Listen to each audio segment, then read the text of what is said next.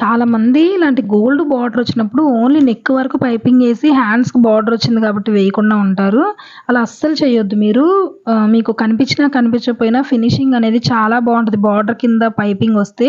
ఇక్కడ చూడండి already gold colour Lay's టైప్‌లో బార్డర్ వచ్చింది. కానీ నేను వేస్తున్నాను పైపింగు. వేసిన తర్వాత లుక్ చూపిస్తాను చూడండి. ఏ లేస్ లాంటి వర్క్ ఏదైతే ఉందో దాని కింద పైపింగ్ రావడం వల్ల బ్లౌజ్ ఫినిషింగ్ లుక్కే మారిపోయిద్దండి.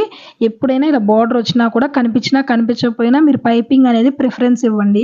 ఖచ్చితంగా మీ కస్టమర్స్ అనేది చాలా ఇంప్రెస్ అవుతారనమాట. ఇలాంటి చిన్న చిన్న టిప్స్ బొటిక్స్‌లో ఫాలో అవుతారు.